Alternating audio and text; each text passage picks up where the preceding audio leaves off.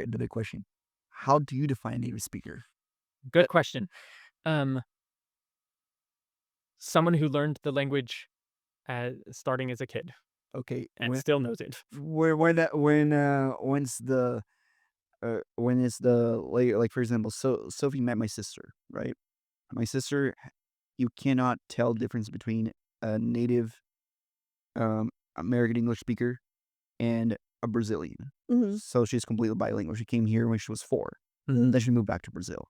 Okay. So she lost a lot of cultural contact she only had through the internet. Sure. A lot of her pragmatics Uh, aspects are very Portuguese, very Brazilian. Hmm. So where would Yep. she fall into that category? This is where it gets messy.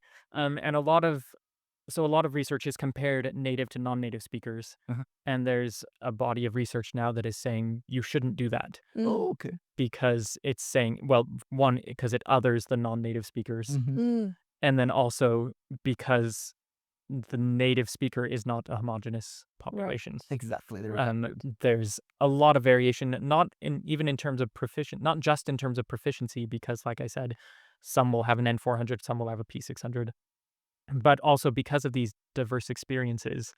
Like if a kid is born in one country until they're 4 and moves to the United States, let's say your sister had stayed here, would she be a native speaker of Portuguese?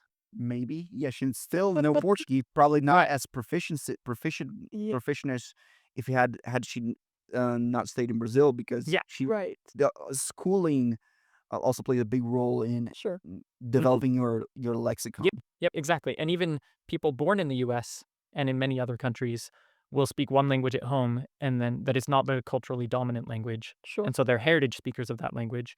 So by definition, they are native speakers because they learned it as kids and have spoken it their whole lives. Mm, But their behavior is going to be very different from a monolingual who grew up only in a country where that is the dominant language. right. And so the notion of native speaker gets really sticky and tricky. And there's cool neuro evidence also with that. And it may depend on what aspect of language you're looking at. Mm. So you said your sister, you can't tell that she's not, that Um, she didn't grow up here. From pronunciation. Yeah, exactly. In pronunciation. Mm. But there are other aspects like pragmatics. Pragmatics, like I showed her in audios, like how can you tell, and she like a native English speaker would say, "Yo, like hey," and she's like, "Oh, huh, Mm. oh," like Uh-huh. that's something that To get Brazilians do, attention. Uh-huh. or like things like hum, she'll say, like things like that. Americans don't do, but Brazilians do. Uh-huh. So those pragmatic things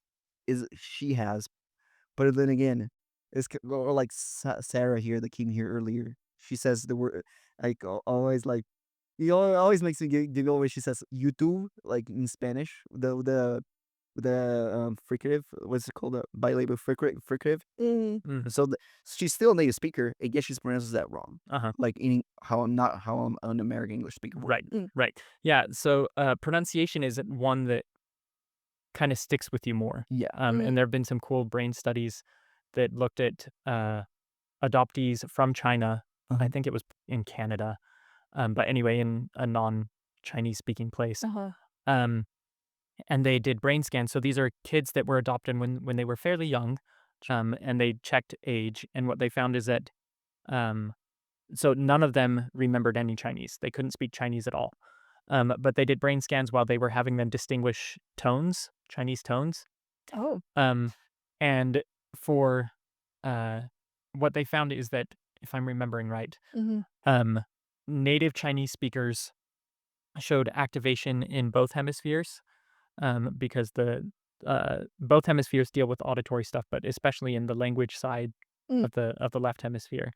The native Chinese speakers show activation in both sides. Non-Chinese speakers in the study only showed activation on the right Mm. because they were treating it as just an auditory task. Do these two things sound different? Right. Not a linguistic task. Right. But these adoptees who didn't know any Chinese but were exposed to Chinese as a kid showed activation in both hemispheres. Wow. So it's like their brains remembered that this was a linguistic thing, Yeah. even though they don't remember the language at all. So cool. So phonology, the pronunciation, really can't stick Huh. as a kid. Yeah. This reminds me of something that my dad used to do. Mm-hmm. My dad tried to raise me bilingual, actually. Like English, Portuguese? Yes, English, Portuguese.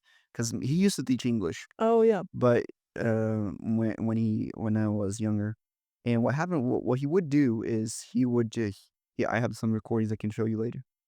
He would he would say these words means these words. You get like words like cat, it's a gato. And then later on he would record me. He recorded quizzing me in Portuguese, like how would you say um gato in English? He would say cat.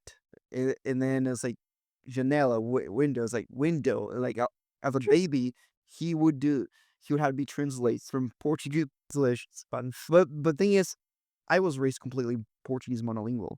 So do you think that played a role in like developing like affinity for learning English and other languages? Do you think that played a role? Yeah, I don't know. That's a good question. I don't know of research that has looked at that directly, saying like if you're exposed to more language varieties as a kid, do you have more of an affinity for them later? I don't know. That's a good question. You should do research on that. Very fun.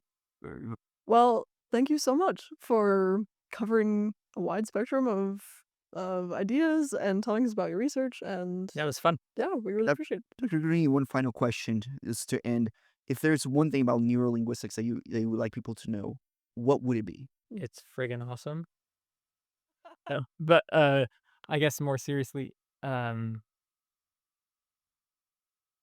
I don't know. I think my favorite thing is just that sometimes the brain does things that we can't do on the surface. Mm. So, especially because I think most people that are going to hear about this, their experience with language, or one of the things they experience with language is that either they want to learn a second language and it's really hard, or they think that they don't even know their first language. Mm, Like, oh, my English is so bad, I don't even know English, which is totally false. Um, so that don't even know your first language, that's not even a neurolinguistic question. That's just a linguistic question. You do. yeah. You know it perfectly. And then for the second language learners who struggle, I think some of this research that shows your brain can know stuff before you do Mm, kind of gives me hope as a second language learner yeah. that when I'm struggling, maybe I am learning stuff that I just can't tell yet. So just hang in there. Your brain is super amazing and flexible and powerful, and you can do it if you put in enough effort. That's awesome. Yeah, that's awesome.